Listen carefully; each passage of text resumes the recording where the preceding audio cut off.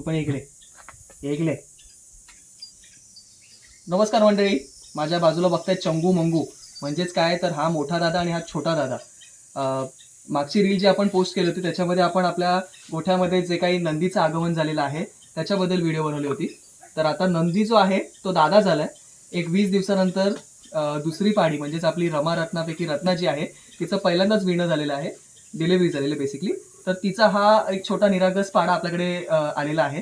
तर आपल्या गोठ्यामध्ये आता येत्या 3 ते 4 वर्षामध्ये नांगरणीसाठी सेम वयाची ऑलमोस्ट जोडी तयार होणार आहे. आणि त्यासोबत एक विशेष गोष्ट अशी आहे की या नंदी आणि ह्याचं नाव आपण कबीर ठेवलंय. तर कबीर यापुढे आपण सांगितलं की समजा तुम्ही रत्नाचा लेक जो आहे त्याचं नाव कबीर आहे आणि रमाचा जो लेक आहे त्याचं नाव नंदी आहे. तर अशा प्रकारे कबीर आणि नंदी जो आहे त्यांचा बाबा चार्ली आहे. त्यामुळे ह्या वर्षाला चार्लीने आपल्या गोठ्यामध्ये एवढं भरभराटीचं योगदान दिलेलं आहे की आपण सांगू नाही शकत, शब्दामध्ये व्यक्त नाही करू शकत. तर अशा प्रकारे नंदी आणि कबीरची जोडी तुम्हाला कशी वाटली नक्की सांगा.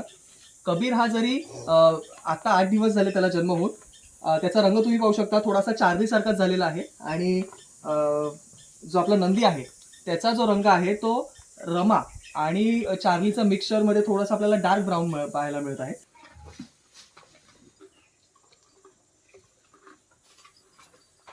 तर आजचा व्हिडिओ आपण इथेच थांबवणार आहोत. लवकरच भेटू. नंदी आणि कबीरची जोडी पुढे मोठी होत असताना कशी मजा मस्ती करते ते नक्कीच पाहू. आणि त्याचबरोबर आपल्या गोठ्यामध्ये जे गावठी गायींचं दूध जे आपल्याला मिळतं त्याच्यापासून आपण पुढे काय करणार आहोत ते सगळं पाहू. धन्यवाद.